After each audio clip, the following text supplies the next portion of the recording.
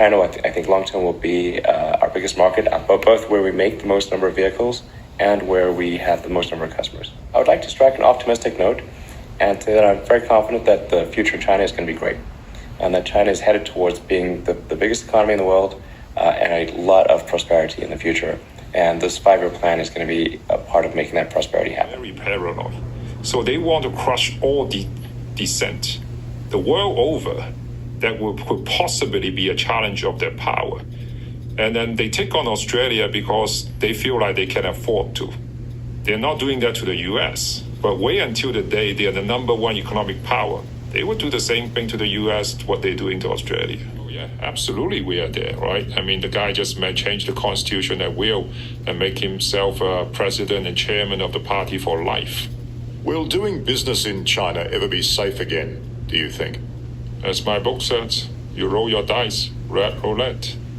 You take your chances. The odds are getting worse and worse now. This is Greg for Teslafaninsight. Today's focus is Elon and Tesla being held hostage by the Chinese government? And the intro video you just saw is designed to introduce talking points with this in mind.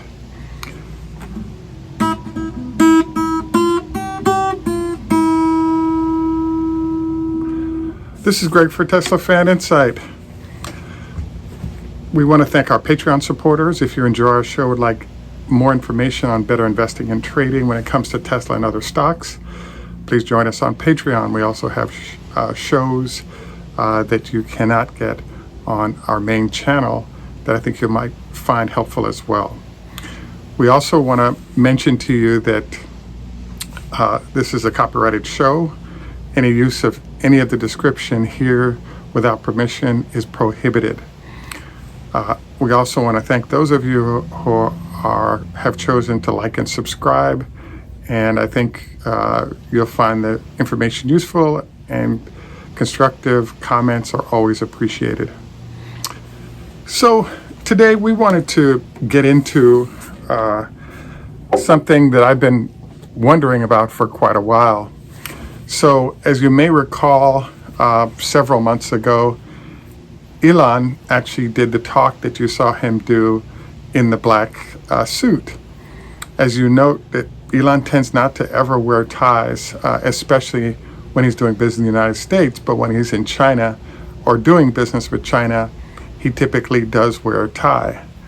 Now, I was fascinated by the fact that when I saw this video, I was surprised at how nervous Elon was. And I wondered why that was, because in general, he tends to be a very confident person and knows exactly what he wants to do and say, and really doesn't care what anybody else's opinion might be. This video was actually shot after an incident that you may recall occurred where there was a buyer from China who had actually decided that she was unhappy with the service that she'd gotten on her vehicle, and she elected to go to an auto show and jump up and down on the car and indicate that the brakes did not work. Soon after that, evidently, she got a few days of jail for disruption, but in general, it ended up being sort of a bad deal all around. So what ended up happening is that Elon and Tesla got a little bit of egg on its face, and the issue seems to have been resolved, but I was just blown away because the car obviously was about a $50,000 vehicle, and Tesla could have easily paid for or given her a new car, and instead it ended up being a $100 million PR nightmare. Hence why Tesla has a PR staff now and other professionals designed to assist in the process of how Chinese consumers and obviously party officials are handled by the company. So I wanted to further present the video contrasting what Elon's comments might have been from a Chinese exile who is currently in London. Now, if you watch the entire 60 Minutes piece, I put the date there so you can check it out from 60 Minutes Australia. I have to say, I've watched it maybe 30 times, and I am stunned because despite watching the same 10, 15-minute interview repeatedly, every time I watch it, there are sort of new concepts that roll out of it for me that are pretty earth-shattering in terms of what they're discussing. So the first part that I'd like to cover of what they discussed and what's been going on is that there is this mystery in business that's been going on that sort of goes the total opposite direction to what I might have expected from an entity that wants to win in business per se. What happened is that the Australian authorities actually requested, I believe, of China and the rest of the world an inquiry into the origins of COVID. And the response to that was that the Chinese government indicated that they would stop or no longer buy coal from Australia. This resulted in coal barges stacking up in different ports in China for as long as a year before we finally started getting use of that coal by the Chinese instead of shipping it back to Australia. The fascinating part of this, and one of our viewers had said, that's a political thing, not a business thing, is a couple of very interesting problems popped up. The first one is that there's a rule evidently in China that the cost of electricity cannot rise more than 10% in certain increments. I believe that's either months or years. The challenge, though, is that once it was decided that they would no longer take delivery of Australian coal, you ran into this problem of, okay, where do you get the coal from to fire the large numbers of coal electricity producing facilities in China? And the result was there's a huge shortage. So all of a sudden, the lights had to be turned off, on outdoor displays. There were companies that were told that they would get electricity for a limited number of hours each day because the only other alternative for these entities was to cut back power. So while this was going on, if you look at the top of the roof in the Shanghai Tesla facilities, there are almost no solar panels there. And so Tesla was able to get power still to power up its operations without producing itself. They were also able to get power, it seems, to fuel the supercharger network throughout the country. So the issue that comes up from a business standpoint here is as you make the transition to EVs, if you have this shortage of coal issue generated by new policy, how exactly are consumers going to power up their vehicles if there's a shortage of electricity from what occurred? So I actually ran into an executive that was describing to me the fact that Australia was forced to dump coal sort of into other parts of the world, and it screwed up all the prices elsewhere. So this created a large number of headaches for a lot of different entities around the globe. And so I kind of wanted to bring this up because what's in the offing right now is that Tesla in 2021 is producing, in theory, they will produce somewhere in the 600,000 to 700,000 vehicles this year, in theory. The challenge that's popping up is next year, in theory, that number should double, which gets us to approximately 1 million vehicles produced in China. That's 2022.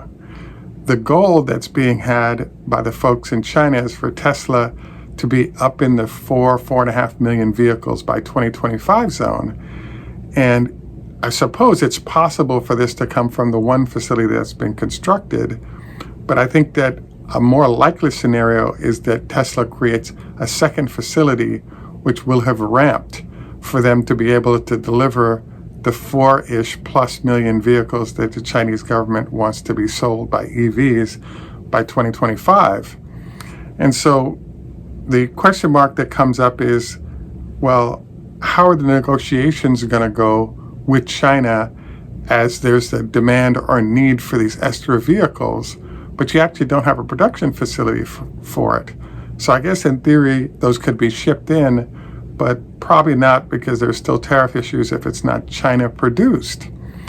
So it's my belief that where we are right now between Tesla and China is there's a negotiation going on with how and what's going to be done with electric vehicles going into this 2025 target. There are multiple options, obviously. Number one, find a way to get domestic producers to produce the additional vehicles Tesla may not. Cut a deal and start building a factory with Tesla. Second possibility. Third possibility is let Tesla build them outside and ship them in. That ain't going to happen, I don't think, because the tariff situation is still in play with that type of a solution.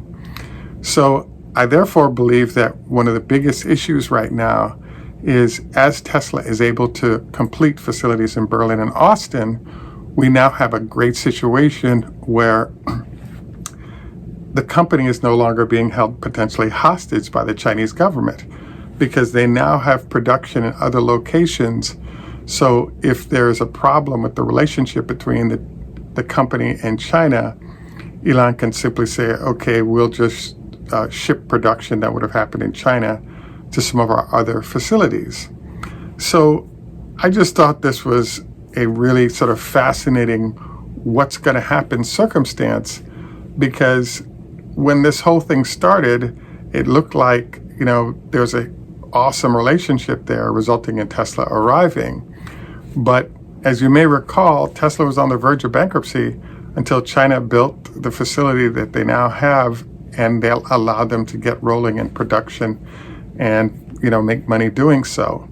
So I believe that something will be worked out, and it should go fine. But part of the goal, or the main goal of this discussion, was to say, hey, there are changes afoot in China that are resulting in a changing Chinese approach to how they do business. And the challenge that lurks is that Tesla could actually end up being a victim of political circumstances is certainly on the table. Do I think it's for sure going to happen? No. Why? China seems to have real strong goals when it comes to EVs, and the domestic producers aren't delivering Tesla quality and solutions to the degree to which China can move to shut Tesla's operations down. There are little subtle things that catch your eye, and one of the things you'll notice is that Elon typically has a white building with black letters. In China, they did a black building with white letters. You'll also notice if you look in the factory, Elon hates the color yellow, but in China, they're using yellow sort of markers for security reasons on the floor, etc. So you can definitely see the thumbprint of the changes. So we hope you found the information about the circumstance in China useful, and we actually look forward to input, particularly if you live in China, on how everything is going there for Tesla, especially given that there's somewhat of a shortage of electricity going on.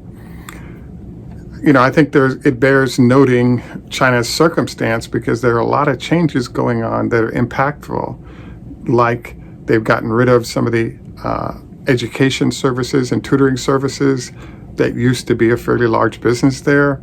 With COVID going on, the tourism is really down and affecting businesses related to that. We also know about the Evergrande. So I just think that there's a lot of different moving parts going on right now that could really have an impact both on China and the business Tesla is doing there. Next, we wanted to remind you we do have some SpaceX shares. We also wanted to note that this is a copyright broadcast. Also wanted to note that we'd like to ask you to like and subscribe if you would. And next, I wanted to move on to our health tips. Now, today is going to be a fairly unusual health tip for you. What happened is that I ran into a MD PhD who's working in the neurology space at the NIH in Washington, D.C. And I asked him to share a few ideas that we might want to consider in terms of maintaining your health faculties as you grow old.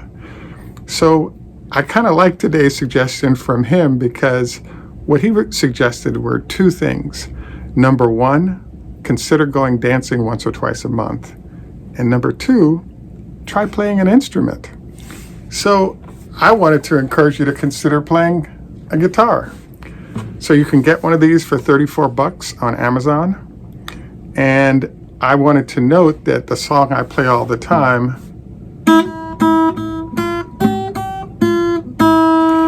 is called Ode to Joy, and it's the first song you learn. So after the instrument is tuned, it takes about 15 minutes to learn that song, and it's one of Beethoven's classics. So I just want to highly recommend you consider the neurological impact of learning and playing an instrument as you age, because that's going to affect how your brain ages, and it could be a very healthy experience in that regard. So I wanted to thank you for joining us. This is Greg for Teslafaninsight. Tschüss, German, au revoir, French, Lehitro, Hebrew, Hoda Hafez, Farsi, Strajzuche, Russian, Ni hao ma, Chinese, Konbanwa, Japanese, Namaste, Hindi, Arrivederci, Italian, Salam, Muslim, and in Jamaica we say, Nuff respect, walk good man. Thanks for joining us. Have a great day and bye for now.